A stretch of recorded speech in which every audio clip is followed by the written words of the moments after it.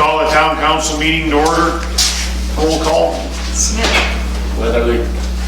Graham. Woods.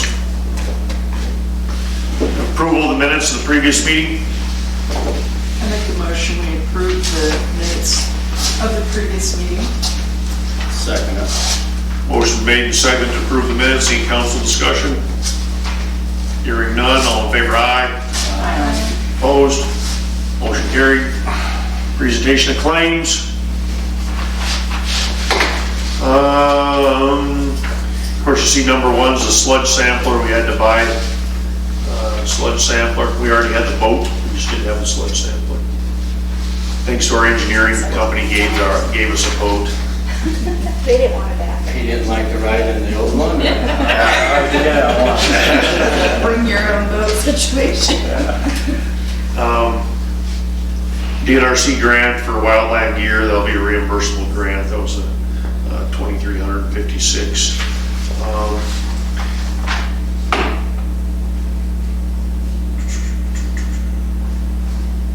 What is the acronym, the DNRC for the benefit of FWMB? Yeah, it's for a flathead.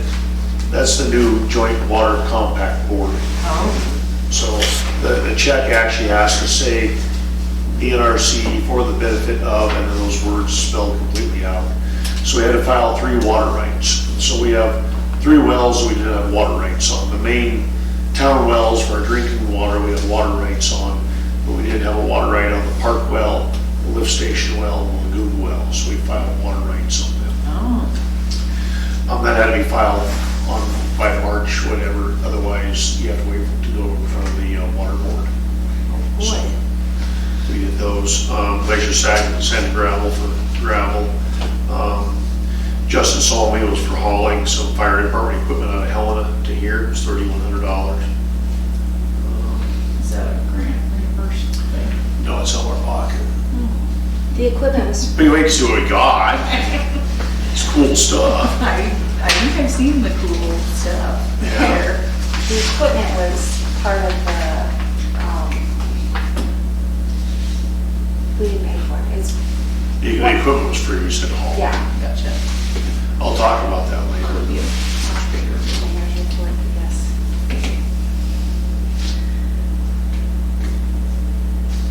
So what was he hauling, Justin? The fire department got 2 pieces of equipment. One was a Unimog C is the acronym for it, and the other was a D7 dozer. He made 2 trips to Helena and Okay. brought that stuff back for us. Great. But both things were under the DNRC donation program Perfect. Government through the surplus. Department of Military. All right. But I'll talk about them later. Okay. I make a motion, we accept the claims order. Motion has been made and seconded to accept the claims. Any council discussion? Hearing none, all in favor, aye. Aye. Opposed? Motion carried. Financial report.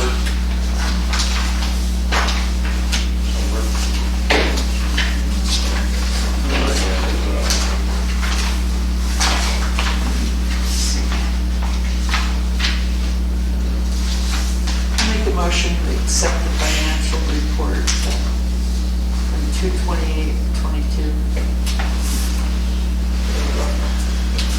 Motion been made to accept. We have a second. A second. Council discussion.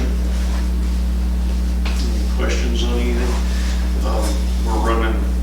We're actually running pretty much all line items. We're running right at or just under budget right now, so we're doing real well.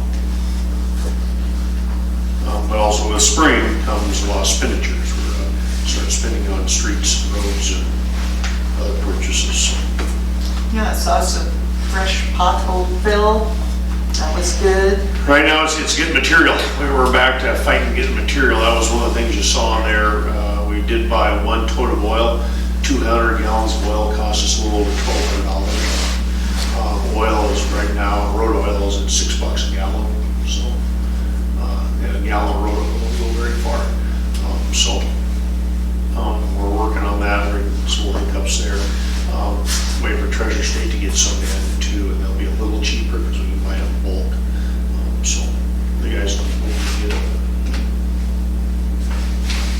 Any other council discussion? Hearing none, all in favor, aye. Opposed? Motion carried. Mayor's report. Been real busy with a lot of other things, miscellaneous stuff. I'll probably go through all of them here.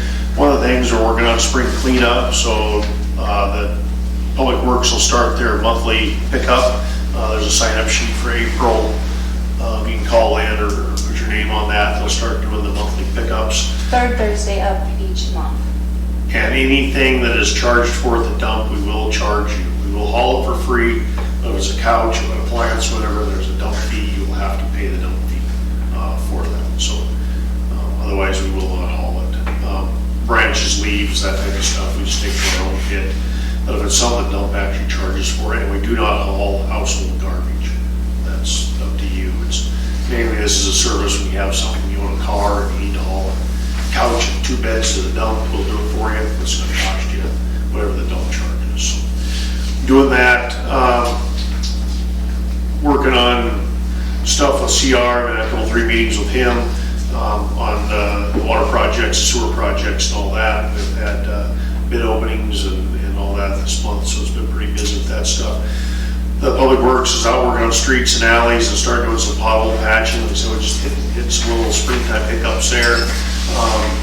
Trying to get gravel right now has gotten interesting too, because the gravel companies are all just swamped.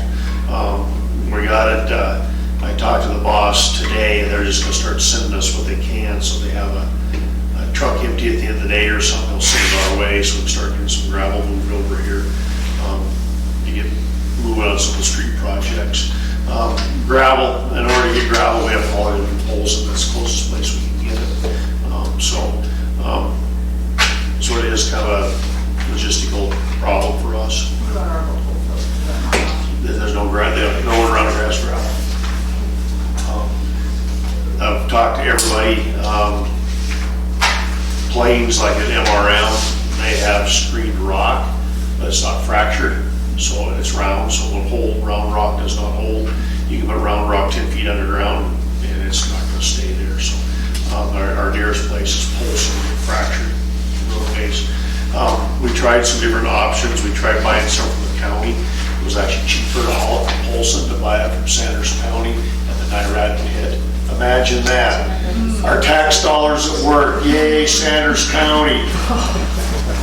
But I've told the commissioners what I thought of them and thought of the fleecing of the residents of Hot Springs. They were impressed, but I don't care, I told them anyways. Taxpayers of Hot Springs pay just as much or more than the taxpayers out in rural because our land values are more in town, we're more dense populated, and you're paying the money to the county just the same as the rest of them. And I couldn't believe that the county was going to charge us more than we can have it trucked in from Polson. So that's just another thank you, Sanders County, for helping out the taxpayers. Sometimes I get in trouble. I probably will now if Liv's watching.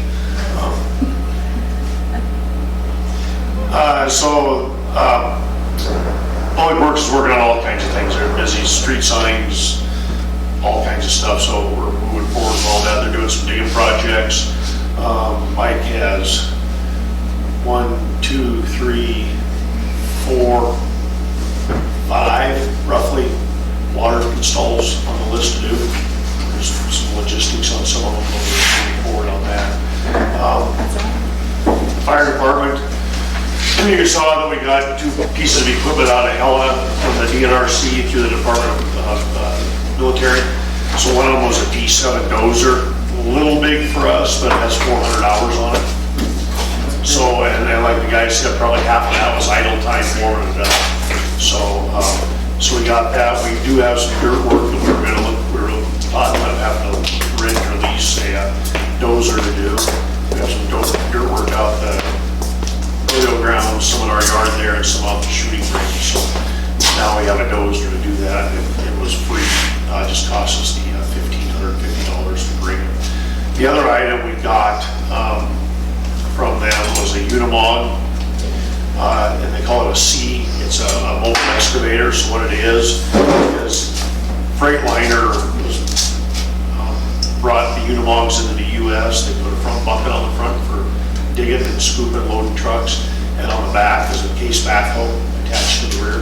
So it's a backhoe and a loader. They're actually used by the military for digging emplacements or for connecting or fixing roads as the convoys.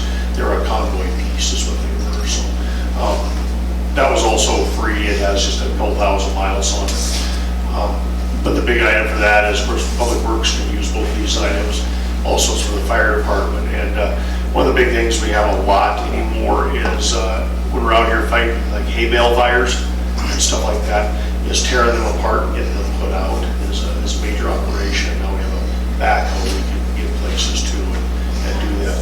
Also, we have to get into up in the woods, if we have to get in, open a road up or something like that, we can use that piece of equipment to do that, to get into a forest fire. So, nice piece of equipment for just the price of trucking is all we have to pay for that. Fire department has been a little busier. We had 3 grass fires, 2 car fires, and 2 car crashes. One crash did have a death in it. So we're starting to see the summer pick up and the fires and stuff starting to pick up. Just had a meeting with Tribal Fire last night. Nationally, Tribal Fires lost all their major overhead for retirement.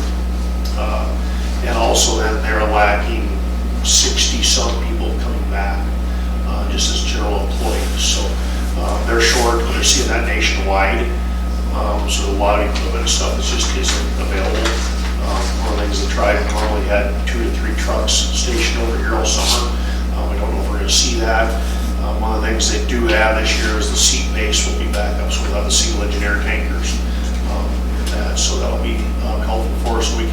We can pull them in at any time. And we think even if there's a fire in our district, but we feel it's threatening tribal lands, we can pull in the aircraft and they'll come in and do the logging runs on it for us. So it's going to be helpful. So hopefully it's a wet year, but it probably won't be. We're probably going to be busy. So. Next item is police reports. Multiple motor vehicle contacts and citations for speed, equipment violations, operating without insurance, and licensing violations. There was 1 warrant arrest, 4 informational cases started. Multiple privacy and communications violations, pretty much all from one person, but he was written 4 times this month. Not only for us, but other places and calls. There was a resisting arrest, multiple disorderly conduct citations, and protection order violations. There's multiples of them this month. Bid inspections, the town does do bid inspections, and law enforcement's doing some of them. Helping out the other agencies, whether it be the tribe or the county. And Hot Springs PD was one of the sponsors of the Narcan training that we had last month. So the Narcan training was for the public, so you can kind of talk about what opioid overdoses do and what they are, and then training on how to use the Narcan, and then actually statewide to Department of Health and Human Services, you can actually have to attend the class and see the form and get free Narcan. So one of the things that the ambulance and the police department sponsored a public meeting for that. It was actually 20 people here. There was quite a few. 26, 20. Ambulance, police department, and White Line. All white That's line, a but white line. we're a government agency, we don't sponsor private. Question on the report, it said something about a communications violation. What does that mean? So let's just say you call 911 multiple times and yell and scream at them and tell them they're no good and you hate them. That'll get you in privacy communications. Or you're mad at the telephone company because maybe they sent you a bill and you don't want to pay it, so you call them over and over and over, screaming obscenities and stuff like that at them. Or you call the police department and leave 15-minute messages about how awful everyone is. And so that type of stuff will get you a privacy communications violation. There's some criteria you have to meet to do that, but some of these are even through the county. The county actually filed on. So it's multiple agencies, it's not just someone mad because their neighbor called and chewed them out. You have to meet some criteria before you get it. And there was lots and lots of warnings before it got to the point of getting cited. It's just-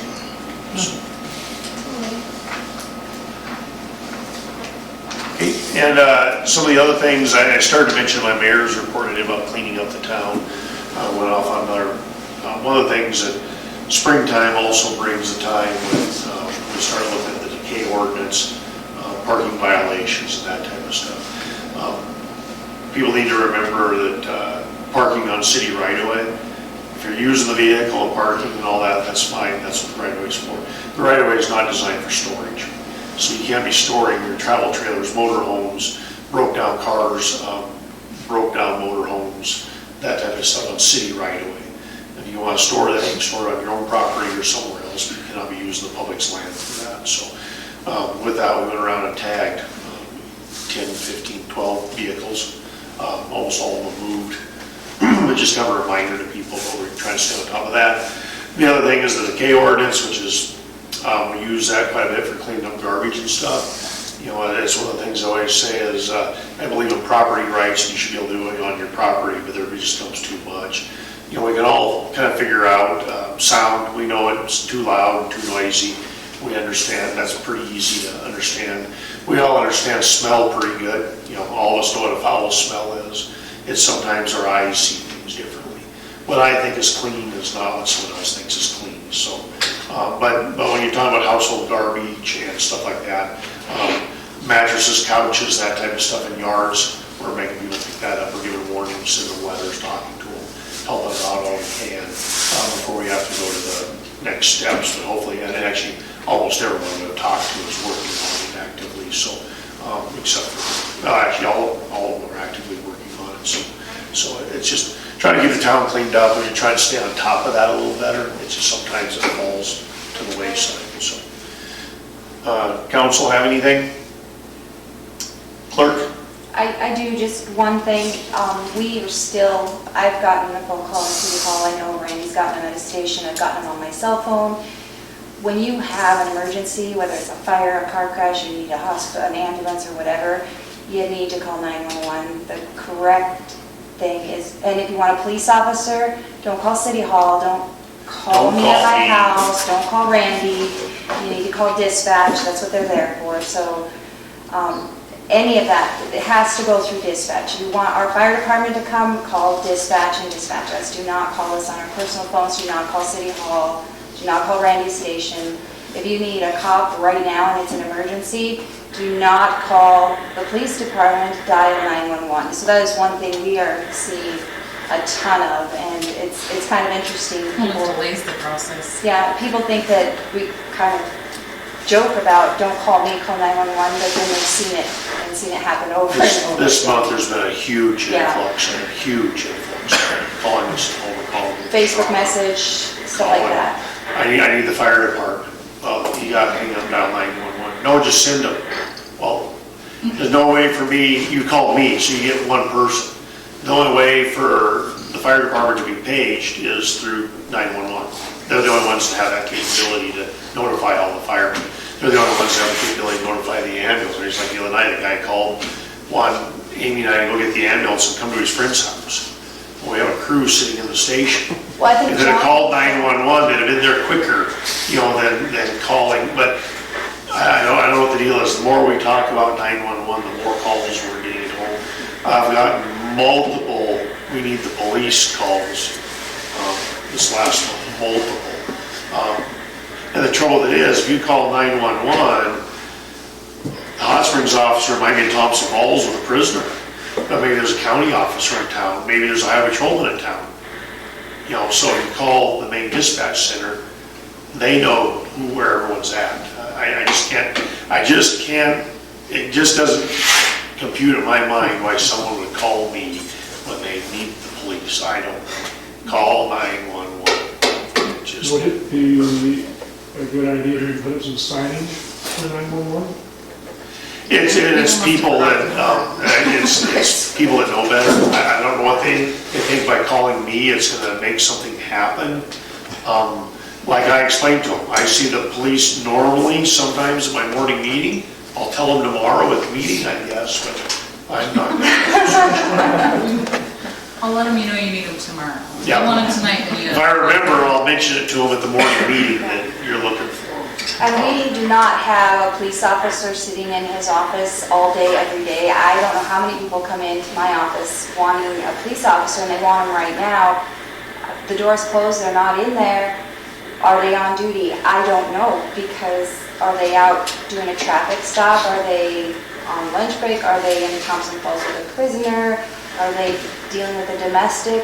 Are they out in the county doing an assist? I don't know, but coming into City Hall, and then you'll tell them, you need to call and leave them a message if it's not an emergency, or call dispatch if you need someone right now, and it's like pulling teeth to get people to do that. It's kind of crazy.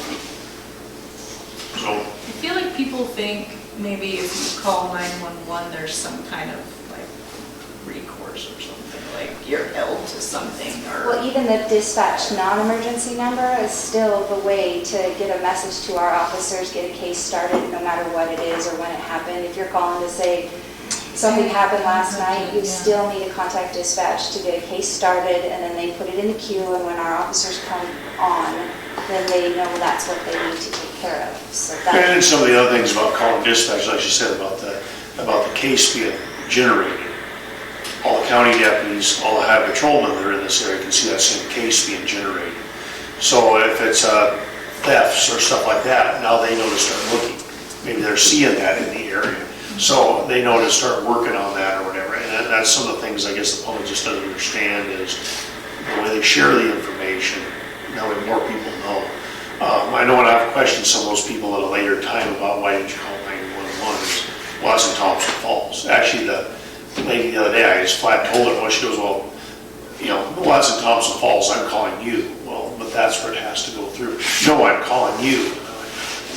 They don't. And then she called back multiple times. I And she called me- almost could get her on privacy communications team. and she called me later that night. Yeah, she just kept calling, and refused to call the sheriff's office to report the. So by calling, just to be clear, so you're saying call dispatch, and where are we telling people to, like, are you just saying call 911 or is there a non-emergency? What I say, if this is an emergency, you need to call 911. If you don't feel like it's an emergency, but you still need to talk to an officer, then here is the number for non-emergency dispatch. Either way, you're getting the same people in the same office, it's just how many numbers you have to push on the phone. Because I know, like, here they have the non-emergent for the city people, we don't want to. Right, but we don't have somebody in our office all the time, and if you have a case, if something's stolen from you last night, and you realize it this morning, it's not an emergency, but you want to report it, call dispatch, because they will start a case. They will give it a number, give it a name, they'll put it in their system. When our officer comes in, gets on his computer or calls dispatch and says, hey, I'm on duty, they will tell him, two cases, So where- cases pending. So where's the non-emergency? 827-3584, option 3, Well, where do they find that? in the phone book, under Yeah. Sanders County Sheriff. Are these the front So it's pages? in the front of the phone book, Yeah. But the other thing with reporting that, but just like one of the things is you call in a report that you had a toolbox stolen, and it's red. And one of the county officers out here on a traffic stop sees a red toolbox in the back of the pickup. Now, he's seen that, so now he knows to be looking for that. That's part of that sharing the information to catch the criminals. And I just can't figure out why people have such a hard time grasping that. That they want justice done, but they don't want to share the information with anybody. It's very interesting, so. They want me to do it. Well, if, I'm telling you, there's a reason why I'm not in law enforcement, because I would be in jail, because they don't allow what I would do anymore. The judge wouldn't see very many people. There wouldn't be a problem. Randy, what are the hours for the police officers to be in town? You don't get to know that. You don't even know that, that's secret. That's why I don't know. Right. And their hours move continuously depending on what's going on or what's happening. Okay. So it's not scheduled per se. During the week, during the weekdays, there's probably someone on, but are they on the morning, are they on the afternoon, are they staying out till 2? Are they gonna come on at 6 and stay out till 4? Are they, no. We don't Or if have, they're out of town yeah. doing whatever, and We don't have the budget to cover 24/7. We have 100 hours. We have 2 full-time officers, 1 half-time officer. So we have 100 hours of police coverage for 7 days a week, 24 hours a day. So if you do the math, we technically only have enough to cover 4 full days. So Right. you don't get to know what part of which days they're here because we don't want the people committing crimes to Right. know which part of the days our officers are here. Makes sense. fair enough. Yeah. But, and then they go to training, or they go to this, or go to that, so it's all where they're at or what they're doing, so, yeah. But normally we try and track busier times, that's where we try and we can look at the case reports, and we can look at all that and try and track, and then have officers out. There's pretty much one every day, it's just where that day is. Okay, library, Library hours for April are Tuesday and Wednesday, 11 to 5, Thursday and Friday, noon to 5, and Saturday, noon to 4. Interlibrary loan is available. Delivery is still available Tuesday through Friday. Tables and chairs are set up for wireless users, etc. Public restroom is available. We have T-Mobile hotspots to check out. We also have a T-Mobile hotspot available to use at the shooter. We have Montana Library to go available for our library cards. Story time is 3 p.m. Fridays on Facebook. Printed tax forms are free. And we have a puzzle starting for everyone to enjoy in the library. Collections, we'll start the spring book sale at the end of this month. Technology, we're still working on some upgrades, and we've approached Hot Springs Telephone Company about getting the old website removed. General administrative business, the carpets will be cleaned April 11th. That's next Monday. And the Friends of the Library, April 1st, 2022. Tea was attended by 40 people. Special thank you to all the wonderful people that came and bid on the silent auction items and called in and bid. And thank you to Valley Bank of Hot Springs for having the bid sheets at the bank. The Library Board of Trustees meeting is April 13th at 5 p.m. The board will be doing a 1-hour training at this meeting, so all business will be conducted at the beginning of the meeting. Patron statistics, March, 1 new patron, 220 walk-ins, 103 computer users, and 10 wireless users. Are there any questions or concerns that town council members would like to have shared with the Library Board of Trustees? thank you, Charlotte. Zoning compliance, so this month has been wild. We annexed the acreage on Jake's Road, had some meetings with developers there on what their next steps are and what they're gonna do, so they're working with an engineer to start putting a plan together to come back to us with that. Later, we were working on another annexation for the, I'm gonna call it the Volchuk property, so it's the property from Jake's Road to the rodeo grounds. He was gonna do some subdivision work out there, divide some stuff up and then put a road in off of Jake's Road. He was doing some land swaps and stuff. So we spent quite a bit of time getting all that prepped and getting everything ready to go and getting our infrastructure designed and all that. We got all the meetings with everybody. We got a plan in place and set in stone. He was offering money for his property, so all that. So we're back to square one again with some more developers. And I've had 2 meetings with them on the property. So actually, I brought that up. So what it is Jake's Road is actually here on the right. And so it's all the other property out behind the canal and around the canal and all that. So you'll want to look at the plat map. That's pretty much what the annex, that's what they're gonna look at. So it's some developers, what they want to do is come in and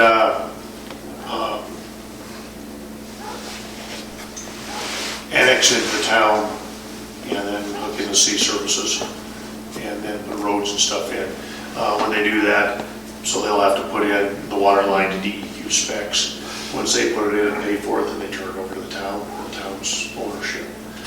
Same with the sewer. they'll have to put sewer in, Maybe DEQ set specs. prices. And then when they're done, they have to turn that over to us, and same with the roads, so. What's their, like, time projection? What they'd like to do is they would like to start in immediately with a spec home, show home. One of the guys is a home builder, the other guy does some other stuff, so they're in that business. What they'd like to do is do a show home and then put in some fancy little, just like Airbnbs, just to clean things up and get people looking at it, and then get the roads in and start selling lots. So probably they'll just do a temporary water service to the property for now, but as soon as they start selling lots and start actually build homes, they'll have to put in a water line to DEQ spec. Isn't it like marshy?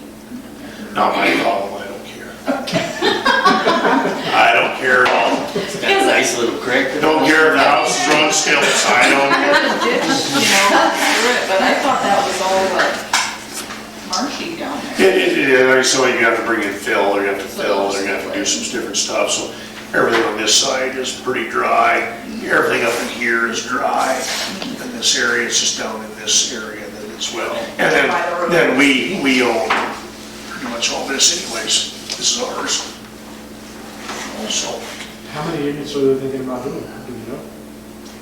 depends on if they keep with the lot structure that's here, or if they change the lot structure. This idea was come up with in 48, is that what it says? So there's, yeah, it depends on the lot size, like some of those are 108 by 780 lots. So this isn't, I mean, like what you're saying is this is an old plan.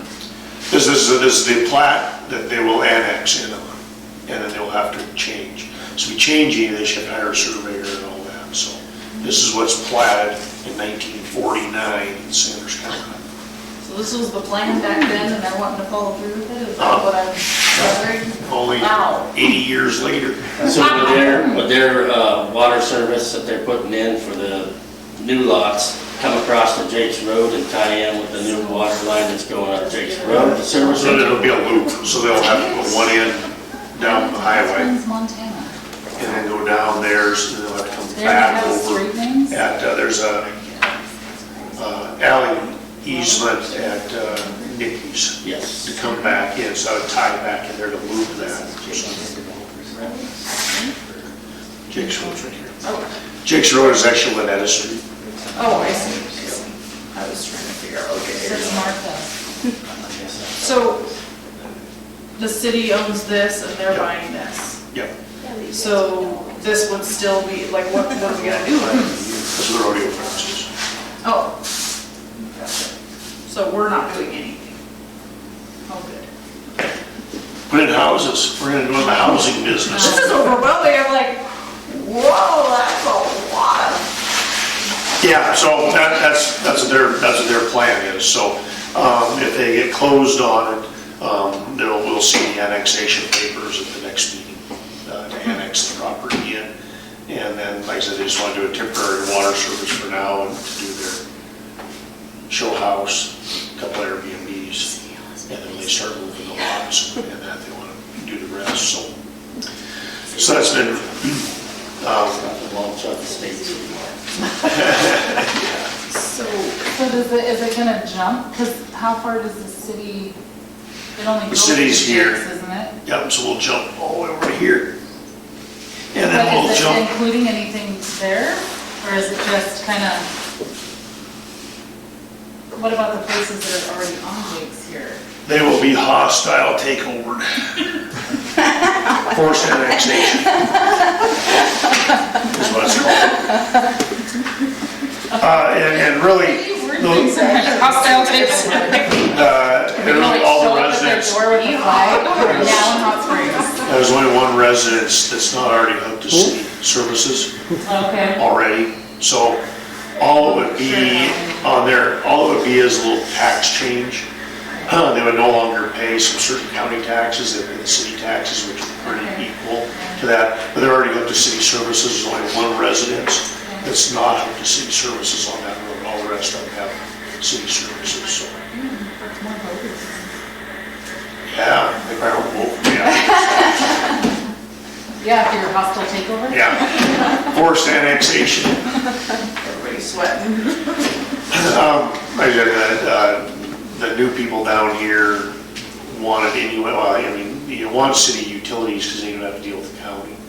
Anytime you deal with the county, you have to have over an acre. Then you have to drill a well, which now you can't drill a well on the reservation until the water board is in place and has authority. And that means nobody, even a tribal member cannot drill a well right now. Keep extending hot springs. So it's. They can't get a permit or they can't drill. No one can drill anything until the water board is formed and has bylaws and operating structure. The water board has been chosen, but they have no operating structure, so, and we don't know when that's going to be. People up Carson Gulch jumped before they found out they could get a well. Yep, a lot A lot of money in infrastructure, and then they can't drill. I do know some tribal members that are in the middle of, their construction loan is deadline, actually it did the first of the month. And you cannot switch to a conventional loan because you don't have a well. So now they're in default in construction loan and they can't get a regular loan. So I said it's affecting everybody. The Because water for impact. a long time, like, you drilled your well and then they said, well, you have to wait to apply and then you, and now just apply. Well, they want to review everybody's wells from 95 on up before they look at anybody else's new well. Because I know I had to apply for mine. Did you get water rights? Did you file the water right report? Well, yes, oh, you mean the. You paid the $125? Yes. Okay. Good job. I know, I saw that. So anyways, it's been busy with zoning compliance. There's been some other stuff around town people are wanting to do. So we have a lot of new people moving in and doing things. Actually on Jake's Road, there's 2 lots down there. We're actually putting in separate water and sewer lines in those 2 lots. And then we're approached by the neighbor and we're actually putting water and sewer in there. So actually, we're doing 3 water sewer services on Jake's Road here probably next week. So this is the other, so the growth is coming. They are putting in, So you were trying to go towards Camas, but you ended up going. we're gonna go everywhere, don't worry. We'll get Camas sooner or later. Everyone in Camas will be on city sewers. How big of a project is that? I know, I was Time's off. We're like I a was service waiting line. for Starla to pipe in. They can easily do 1 to 2 a day, depending on how the digging goes. Yeah, hooking up the sewers, they can probably hook up all 3 sewers in 1 day. The water lines, since they have to go across the road and stuff, they'll have to deal with traffic flow and compaction and stuff doing that. But yeah, so it'll take a little longer to run the water lines, the sewer lines. They'll be able to do all 3 in 1 day. So. Okay. Moving on to new business, we have the water project bid. So this project has been, CR was still in high school, I think when we started this. It was 6 years? I think it was like 2014, Yeah, wasn't it was, it? 8 years. 8 years in the Signed making. in PRs 2014. This project has been, had so many gremlins in it that it's just been a nightmare, so. So as you know, if you followed along, we went out to bid last fall. We rejected all bids. We redid the bidding, redid the bid packet, and we went out to bid again towards the end of January. So we got the final bids in this last month. So in that we had, schedule 1 is to do the interior and exterior coating on tank 1, replace the roof vent, replace the manways to get inside of it. The second part of the bid was to put in the new pump and pump equipment and well equipment at well 3. And the third part of the bid was the water line extension on between A Street and B Street on 3rd Avenue Northeast and connect those residents. So for schedule 1, the engineer estimated it should be $254,950. Camas Creek Contracting out of Kalispell bid $471,854. Prospect was no bid. Waco out of Henderson, Colorado bid $469,313. And Viking Painting out of La Vista, Nebraska bid $248,400. So they were a little less than the engineer's estimate, and we're going to recommend going with them tonight. Schedule 2, engineer's estimate was $99,200. Camas Creek Contracting out of Kalispell was $99,750. Prospect was no bid. Cabalco and Viking no bid. So I'll recommend awarding that to Camas Creek Contracting out of Kalispell. Schedule 3 is the water line extension. Engineer's estimate was $290,050. Camas Creek was $246,839. Prospect Construction on Missoula was $553,582, and no bid on Cabalco and Viking. I recommend going with Camas Creek Contracting, the water line extension. I have a question. Is the criteria for the town usually the lowest bid, or is it depending on Yes, the company? and sometimes, yeah, that bites you, yes it does, and you get shoddy equipment. And then they only have to give you a 1-year warranty, so 13 months down the road, yes, you're working on the equipment. Speaking of which, how's our excavator doing? It's still broke. Still waiting for parts is what they keep telling us. So in doing this, one of the things you look at is like on the painting, the coating, is that's one of the things I want to be a company that's all they do. Cabalco, Viking, and Camas Contracting. We don't really know who their sub was, or if it was a sub or they were going to do, we don't know.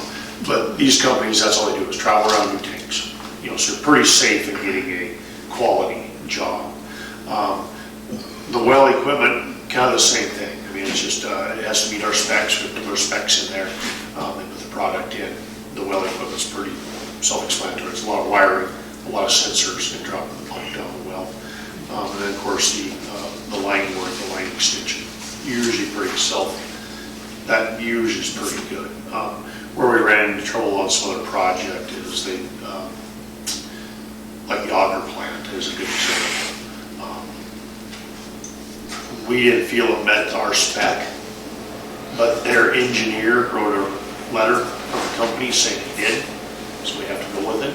And then it's, we have it fixed now, we have a lot of trouble with it. And we actually, what we ended up doing was redesigning it. Mike was able to get the programming for it, which is proprietary. We ended up getting the programming so we could reprogram the system, and now we have a working like we wanted to. So, but yeah, sometimes it's a low bidder isn't the best, but that's what they're requiring for your funding agencies to do that. So. They did a nice little review of the companies and stuff. Did he? I didn't read that. Looked into it. I actually called Yeah. the Viking references, and they had Reagan references, Viking painted it, so. When you go on Viking's website and look at everything they have done, it's actually some of the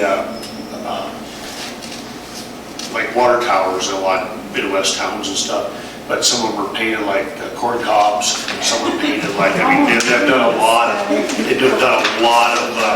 you look on their website, their jobs are pretty, they go above and beyond on some of the stuff they do, so it's, but you know, anyone can build a nice fancy website. Yeah, there it is, there's the, Oh, we need one of those.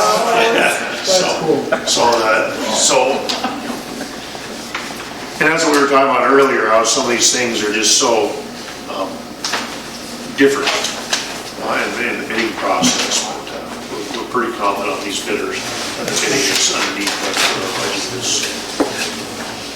So we need a motion. Yeah, we need a motion, so.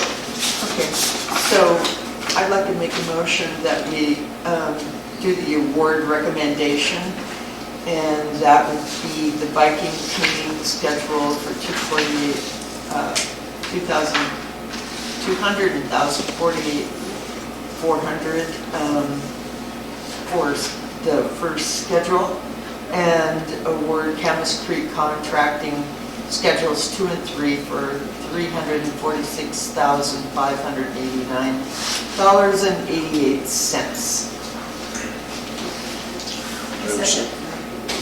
Any council discussion? I just got one discussion real quick, just because on top of my mind. So we have 117,000 left in funding. We talked about the generator and stuff that we pulled out of the previous bid. Yeah. Can we put that back in ourselves, or does the contractor have to put that back in? The contractor could probably do it. I'll have to ask the fund agencies if they'll allow the town to do it. I don't know. Or we can bring in another contractor? Can we bring in an electrical company to do it? If it's a small works, maybe, but under a certain amount, you know, probably bid, under 80,000, but the funding agencies might require it though for their money. I'll check into that. Check into that, because that'd be the other major part. We have that much left over, is we need to get that generator put We in. want to keep some until we get going, Right. because there's unforeseen issues that. Right, so what we'd end up doing is we're pretty much done with the project and Yeah. have the money left over is we can buy a generator and stuff. We'll look into that. I think we could award, we could do a change order to the contractor potentially, if we allow that, but I'll look into the other contractor. I can just see if we can.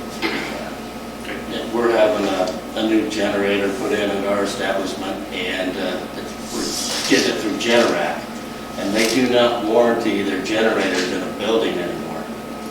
They have to be outside, can't be in the building. And we've got our old one in the building, and when the generator starts, there's nowhere for it to breathe, so the garage door opens automatically so to get airflow in there, but Generac will not warranty their generator in the building. And so we actually designed that generator, we originally bid it, you know, in the last bid. Yeah, it was It's sitting up there, right? it's outside, the It's outside. generator on low. And we were just gonna go ahead and still use the manual switch on it.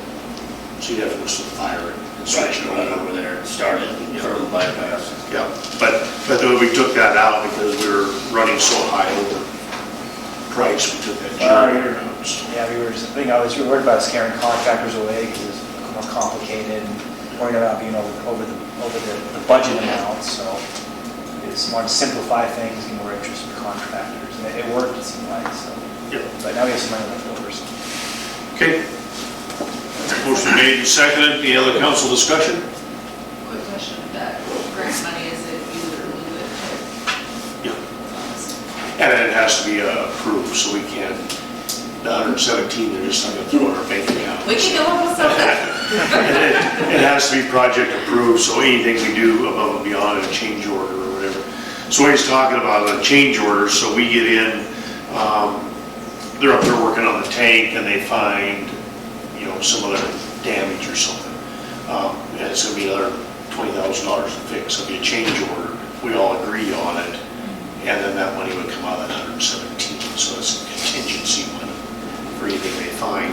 Or they, you know, they're putting the water line in and find something else down there, unforeseen, so. Car or something.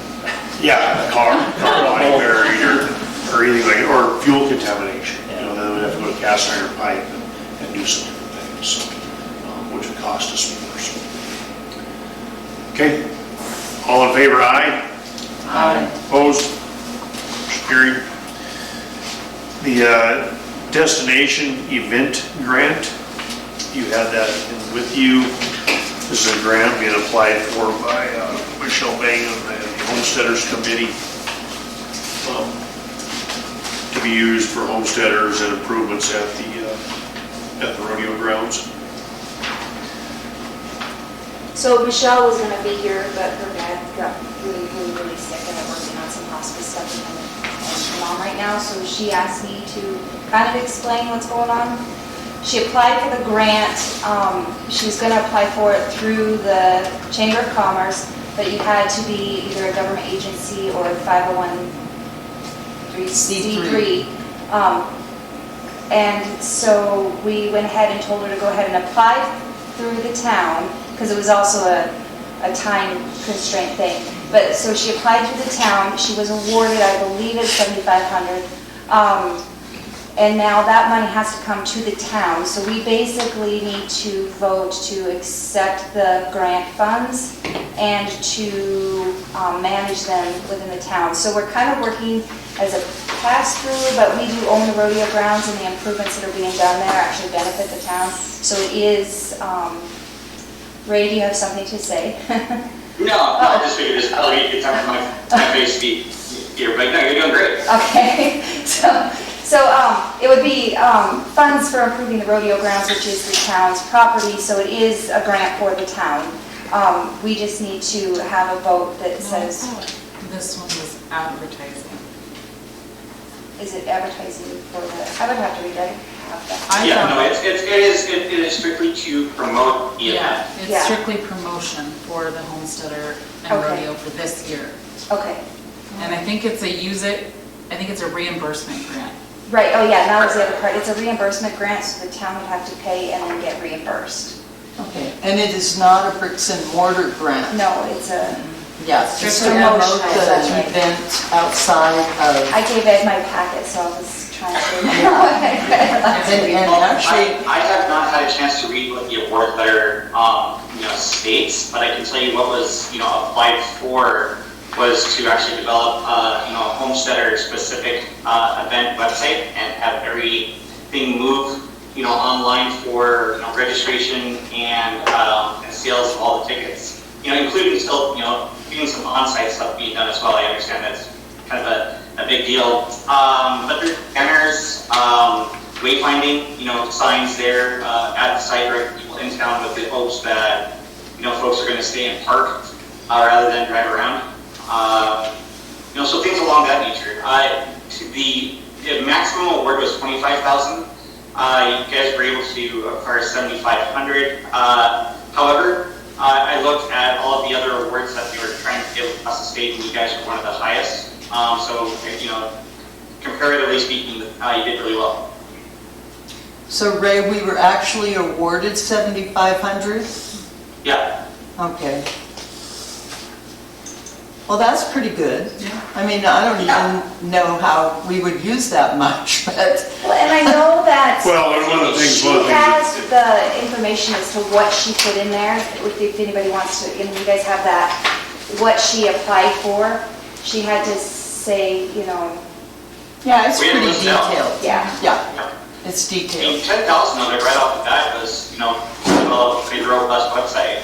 And you could do TV and radio promotion as well, which of course that's not going to happen, but nor do I think it's necessary.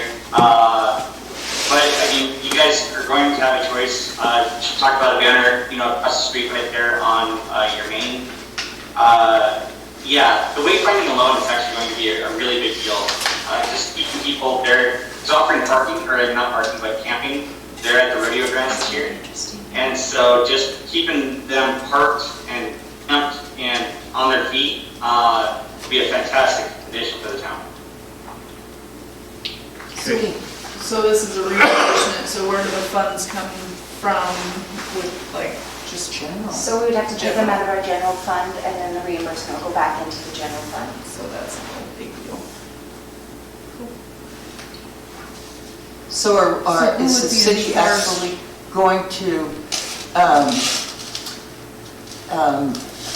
act in the disbursement of the That's funds? what I was wondering. We have to. Who Yeah, would be in charge of, So if she that decided is- what she wanted to do, she'd have to present her plan to us and say, this is what we're gonna do. Then we would purchase whatever it is she's purchasing, and then we have to turn that in to get the reimbursement back. is there a timeline on this? Do you know? Well, the event needs to be held this year. Right, yeah, Your timeline is the second week That's all. into It's June. like, yeah. and then, So that everything has to be done in time for her to say, it's done, our event is happening, and then we can say, we did this, now give us the money back. Kind of the. So Michelle's heading it up, bringing it to us what she wants. We give her the money, buy the stuff, I mean. And then, yeah. And due to like She's time doing the legwork. constraints and stuff, I would recommend you guys kind of open this to, she can bring it to Randy, Randy can approve it, and then we just, Yeah, it needs to be, we need to. yeah, because it's. Couple of things, because of time constraints, we need to be able to either accept the grant tonight, would be my recommendation. And then also my recommendation is for me to be authorized to disperse the grant. Without council approval. That way, if she We don't have to call you builds a banner, a has a banner built next week and needs to be paid for or whatever, I mean, we can get moving on the stuff, so. Because it is, we know it's $7,500 in order to get reimbursed for that as long as it meets the criteria, so. And if I might here, because this is one of the first things that we're doing with Hot Springs, we offer, the grant admin stuff. If Michelle feels like it gets a little overwhelming, these are things that we can go ahead and track and keep, in touch. And then Randy, we can just kind of file these things to you and handle it however you want. But I just wanted to throw it out there that that's one of the services that we provide. Thank you, Rick. So community development is offering to help set up some of these activities? No, Oh, yeah. administrative. We were very much Or administration. Michelle in the first place. I've become a huge fan of Homestead Days, and so when this came across our desk, I knew exactly who to go to first up to move this. So yeah, we'd like to see this through to the end.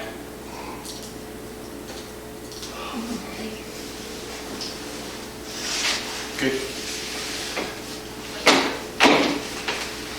Well, I motion to accept. Is that what we're waiting for? Yeah, you gotta tell me what your motion. The grant. Accept the grant, okay? So accepting the grant for $7,500 for promotion. Okay. to the town. And then authorizing Randy to For just. the And then destination Randy to event? administer. And Randy to be able to disperse the dollars. Disperse.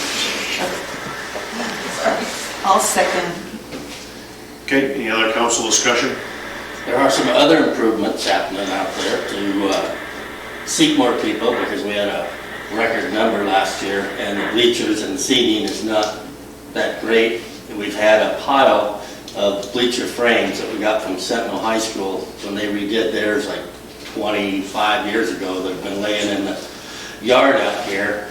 Lawrence Walchuk got TRL in Thompson Falls to donate all the 2x12 lumber that's going to be required for the benches to go on this framing.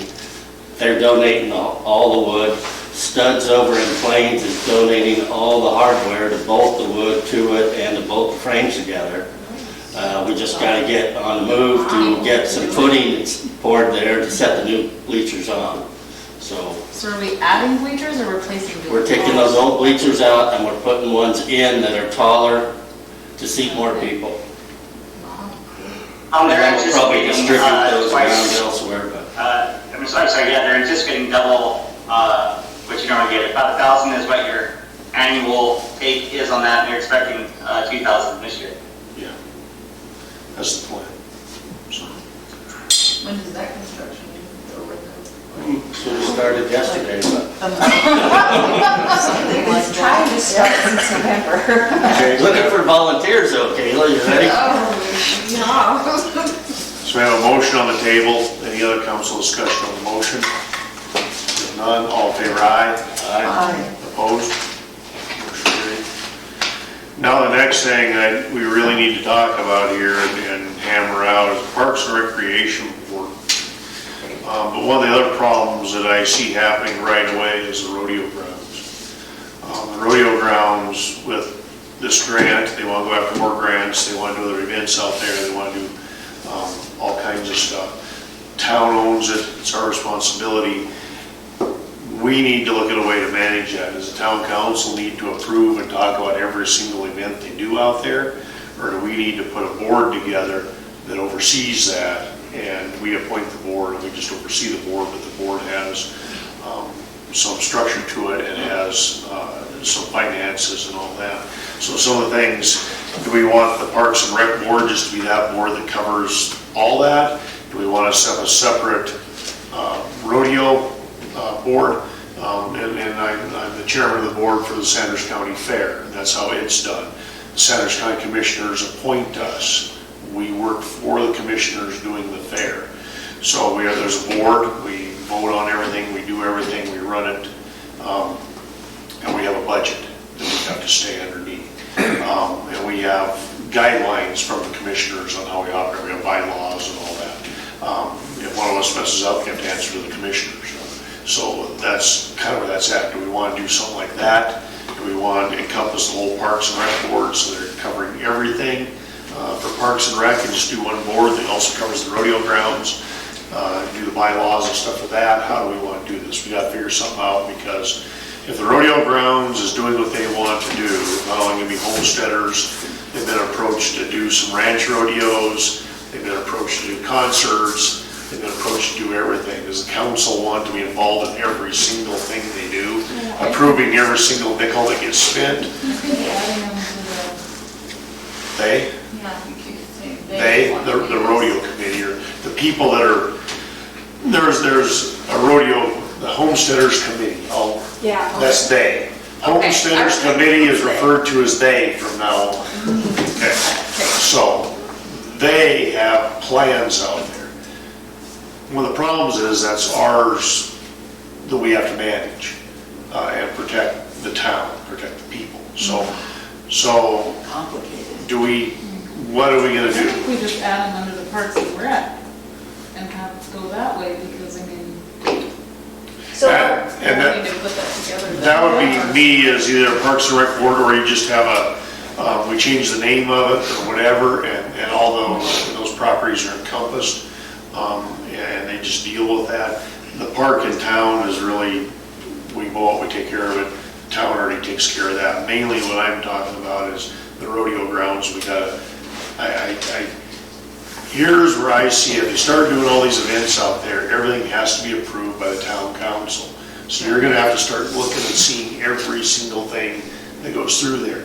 And I can tell you from already the last couple months, I'm seeing it all, and I'm gonna start referring it to everyone else. But because like entering into contracts and doing all this, you need them to be able to do that under some guidelines, is what I would suggest. That way, they can promote a ranch rodeo or promote a concert or whatever, and following our guidelines we give. So, and give them a budget, and then their money goes back into their budget for them to use. That's how the fair works. Because we have a budget through the county, we get some county tax dollars, very few, compared to what we bring in our revenue. So what's the city getting out of all this? How does that work? It's tourism. Tourism, people coming to town. No, I know that, but is there so Is there a the, financial benefit to the oh, town? yes, That's what I'm asking, yeah. the rodeo grounds belongs to the town. All of the upgrades they're doing, for example, to the bleachers and stuff like that, the people that are donating their time, they're donating their money, they're doing the groundwork for that. They're getting the upgrades, they're getting improvements that now belongs to the town. No, that's So, awesome. I so just- I didn't that's, know yeah, if so there was- that's some of the benefits the town is receiving, is that all the upgrades that are being made out there, anything that's being done, is being done to our property, so we're reaping the benefits of their work. Yeah. In exchange. And it's bringing more people to town to support the businesses and all that, but also it can be used for other different things. But that was part of us accepting the property, as we had some guidelines in that too. And so, right. Randy, I think you're right on point.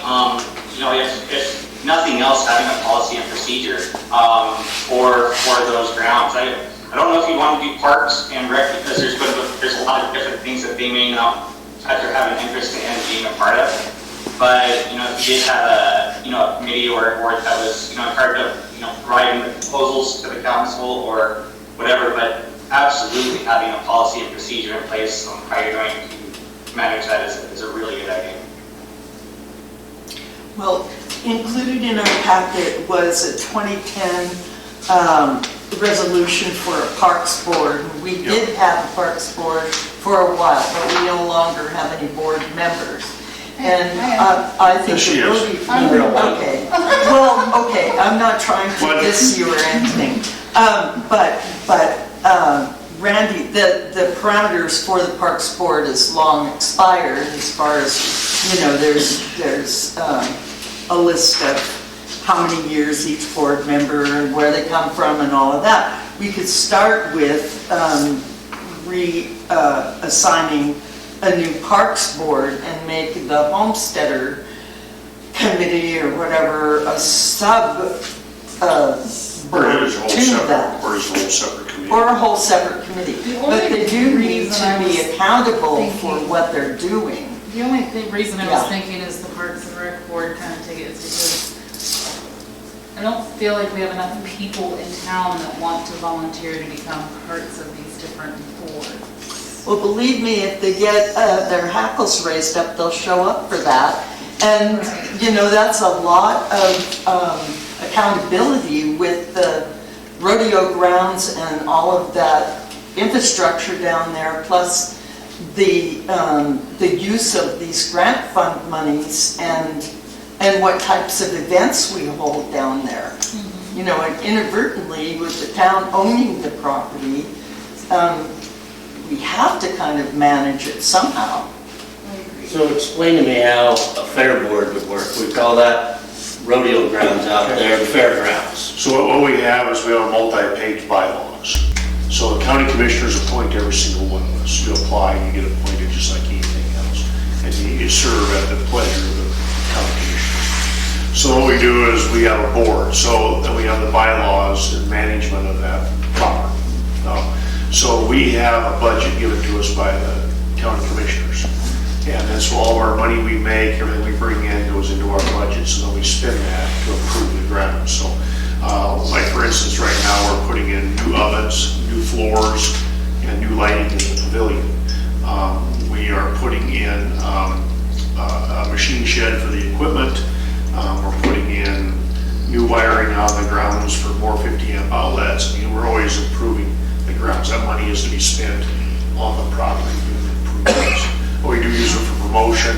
We're building a website right now. We have one of our admin persons managing the website, so we're doing that type of stuff. So we have parameters given to us by the county commissioners, and then that's how they run it. I actually have a problem with it. The Fair Board, through the county commissioners, all of your money goes to the county and then you get it back by the county paying your bills. The rodeo money does not come to the town. Well, if it was in the bylaws, it would. So they would run, all of their expenses and all of their everything would have to run through the town. The big chunk of the And all of their county. revenue and all the ticket money, all of that.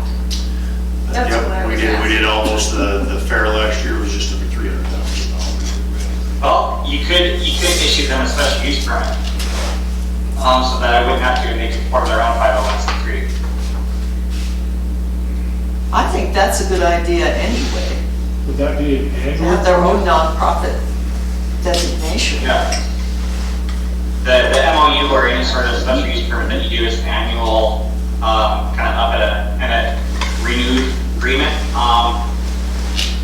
That's one way that's one workaround at least. If you put the rodeo as a non-profit, But the Homesteaders Committee became a non-profit, 501c3, and we leased them that property on a yearly basis. just for the rodeo, Well, however you want to do it. You want to do it for the rodeo or for all events, it's an Just annual, lease it to them annually. and they have to take care of it. anything else, so would that be? No, they would, they could lease, they could have events at their discretion, but we would still be the lessee of the property, if that makes sense, This is one of those things we're not going to decide tonight, we just need to discuss it quite heavily because it needs to happen. At the next meeting, we need to have it. And as far as this, are we talking about like following this kind of guideline? Because I was reading like This is our ordinance. who the members of the board are, so you're talking about this kind of structure. So one of the things for the Parks and Rec Board, if you want to keep Parks and Rec Board as was with the structure, we have to follow these guidelines because this is what our ordinance book says. Well, I mean, if we did this rodeo board, made it, changed it, to stick to that kind of guideline for board members? Or would it just be their deal? I think the It'd be Parks a and Rec separate Board is, entity possibly. Parks and Recs is an advisory board, though they cannot make a decision. So the Parks and Rec Board can advise the council, they do all the footwork, they look into everything, they have their meetings, they make the plans, and then they advise the council what they think, and then the council votes on it. So we're not So thinking- that's the structure of the Parks and Rec Board. So we're talking about changing it altogether. Or doing a Parks and Rec board just for the parks and stuff in town and doing all that, and a rodeo or a homestead or out there. Having two separate groups. That's why I needed everyone to know and throw all these options out here. We need to come back next month, we can make a decision on what we're gonna do. Yeah, and just consider that this resolution was in 2010. It's already been accepted. And it's just hasn't been very active, but we have Well, plans. the trouble was, the Yeah. last Parks and Rec board, Yeah, everything they brought to me was beyond ridiculous to me. So, they wanted to turn the park into a community garden, and I don't know. yeah, That's pretty much the gist of it. right. Is the park needs to be for, and it's just amazing how much that gets used all summer long with travelers that Right. need to stop and all that. And the kids playing in the swings or other things. It's used continuous for birthday parties and other things. So, it needs to be improved on what it is, but it needs to be a recreation spot or a gathering and point. With some open space, Yeah. and then, like, they want to have the farmer's market in there this summer, but that isn't infrastructure. That's where they come in, set up, and they leave. Yeah. So that was the deal with the Parks and Rec Board. One of the things that I had some ideas for them, but we have another whole park. We have a block and a half, almost 2 blocks of the old sewer mechanical plant. Right. And one of the things that, when we did this, one of the things I talked to them about wanting them to do is go after, there's a lot of grants and stuff for improving parks and doing trails, walking trails. That's what I wanted them to do down there, is do a walking trail, a parking lot with a seating area and all that, and then a walking trail to walk down along the creek and canals and all that, with all the other animals down there. And all they had in their mind was turn the park into a community garden. Or Plant a few in the park fruit trees benches, everywhere. you know, it's just what, you did actually get the swing set up and the dinosaur up, and we do have the porta potty in the park, but we've always wanted electricity so we could We can do that. events. Yep. And we talked about a permanent handicap access bathroom there, and also Ed and some of the other community members, myself included, would like to see a splash deck in there, but all of that takes money. Right. And the grant writing is hard when you're talking to 4 or 5 community members who aren't equipped to write a grant. And there's not very much money in the fund. So I guess what I'm hearing is we maybe should, what we'll do then is we'll accept names and we'll be on the Parks and Rec Board. Yes. And we'll appoint that at the next meeting. And then we'll go on forward with the parks. Yeah, they'll be just have that sent to them. Okay. We're not making any decisions tonight. Yeah, that was just what he was talking about. He sent me a sample. A special right. use permit. Polson has a special use permit to do it both ways. You know, there's other ways of doing this, but we need to, what I see right away is the rodeo grounds, that event center needs to be managed in a different way than what we're gonna do. I just- Well, subcommittee. Yeah. It's too hard for us, The growth that because you they guys want only meet to once a do. month, and just like entering into contracts and all that, you have to vote on all that. I can't sign that stuff, just like accepting this money, you have to vote on it, I can't accept it. So that's where the problem comes in, is they're out there working and doing, but the wheels of government turn so slow, and it causes that stress, or that kind of blows their bubble, and they got a head of steam going, and all of a sudden, sorry, you gotta wait a month for the council For meetings the before next you can, council meeting. before I for can us to sign approve that. it. Yeah, And that's one of the problems, Yeah. is they're gung ho and they're active and they wanna do things Kind out of the there. only reason we got it on but voting tonight this is in because it's there. as a destination event, So we need to look at the options on how we want to run the rodeo grounds, is the biggest thing we need to come back with. So we're gonna get some examples of stuff and email out to everybody, of whether we use a permitting like that, we lease on the rodeo grounds, do you do it for just each event? Do they, how they do it? We need to figure that out. By leasing in the rodeo grounds, does that take the city's liability out of it, that their insurance carrier handles their event? We would still, of course, we would still be covered and all that, but that would be in the MOU with that, is in the lease MOU, is if you hold any special events, you have to have special event insurance. right. Just to cover everybody, to make sure, there, we just have to look at how that lease language went. Then they can use that money, they became a 501c3, then they can use that money for whatever they need there too, so. Like Amy says, if you want to come back and running everything through the town, that just makes more and more claims, which you have to wait for the month, and sign. Oh my goodness, it's a big chunk of accounting, and especially for Amy, who's already got 10 hats on right now. Yeah, It makes for a lot, there's a lot with that. Yeah. We do a lot down there like at the fair, because we end up doing multiple events through the year, but we're renting stuff all the time, and all that's, those ins and outs that come up. Then, if we decide to add the rodeo, like say, just to the Parks and Rec board for now, and then they start getting to a point where it's just too much to handle and they need their own board because of the events they're doing, is that possible to change that later, or?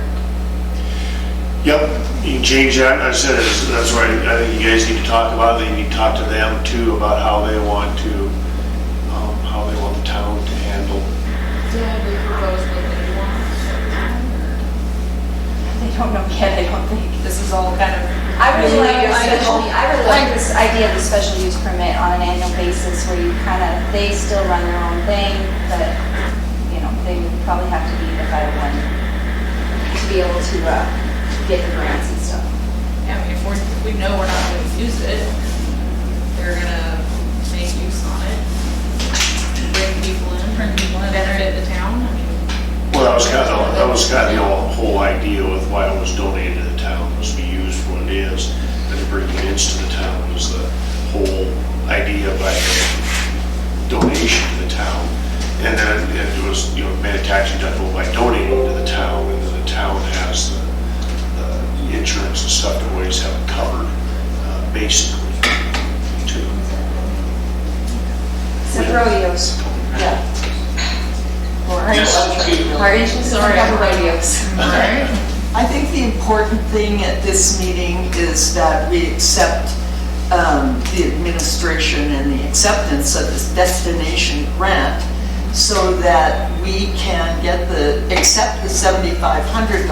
Which you guys already did. We did that. Which we did. So and then the rest of it, we can bring it up at the next Yep. meeting and decide. I just want you guys to do, And you're Yeah, right, the other because I thing think, is- and it's great that I want everyone to do their homework on it, talk to Yeah. people, and come back with ideas. Yeah. So, The Parks and Rec Board, though, I would like to put out we'll take letters of interest for the public who want to be on the Parks and Recs Board, because we do have some projects for the park that Ed especially has been spearheading, him and I think Michigan team have been putting a lot of time and effort into looking into the possibility of splash decks and different things like that. But that is something we need our Parks and Rec Board for. So that is one thing I'd like you guys to vote on, is that we'll take letters for Right. forming the Parks and Rec Board, but the rodeo part of it we can figure out later. Yeah, I thought we agree. already, yeah, it's got good outlines for who can be on the board Oh, I anywhere. know, but, didn't we already say to put in letters? Did you put in your letters? It's pretty specific. Someone is, has to actually yeah. make a motion. okay, so let's just go ahead and table this. We'll accept letters of interest for the Parks and Rec Board for the next 3 weeks. We'll need them in a week before, so it can be in council packets, so it can be in 26th or whatever it is. Do you need a motion made to accept letters? Nope. We just need to put that out there, and then then when we get them next meeting, then we'll accept. You'll see, that's why I wanted them out to you early, Okay. and then you'll actually accept those people. That's the council want to make that decision. Okay. Okay, there was no other discussion on that. We'll move on to Officer Atchison pay rate increase. He's been with the town for over 6 months. His performance evaluation is excellent. He is, so I make a recommendation, we move him up to, He's at 15 right now. he's at 15, so move him up to our year's rate of 16. Which would be $1 an hour raise. Well, I'll make a motion that we give Officer Atchison a $1 an hour pay raise after his 6 months review. Any council discussion? Now the discussion. All in favor, aye? Aye. Motion carried. Is there any public comment on non-agenda items? Anybody have anything they want to Yes. talk about? Ladonna's supposed to. Paul? What? Janelle Clark was in today and said Ladonna would be here, but we could ask her. They are again requesting that the town sponsor the farmer's market. Yeah, to see if you guys would be willing to sponsor, just be a sponsor for the farmer's market. We normally charge $1,000 a day rent on the park, and we're waiving that, so we're giving you like a multi-$1,000 donation. Okay. Right? Makes sense with that. She kept saying, Ray has a comment. Oh, no, I'm sorry, I was completely inadvertent, I apologize. I just- He that was my gave last us thought. Oh, okay. Okay, that's smart, yeah. she kept saying not a financial sponsor, but like just a verbal or in. But I told It's her, almost like you guys are, we're using the park and, can we put you down as a sponsor? You're supporting us, I mean, we're using the park. but I also told her she can't come in the day of the town council meeting and ask me to have you guys make a decision, so it's slated to be on the next agenda. Okay. Okay. Anything else? Does the guy from White Line want to talk? No, I'm not important, I guess. Does it want to talk? No. That's new. You don't have any comments? No, not today. Okay. Nothing else? A motion to adjourn? Have a second? Second. All in favor, aye? Aye. Thank you for coming.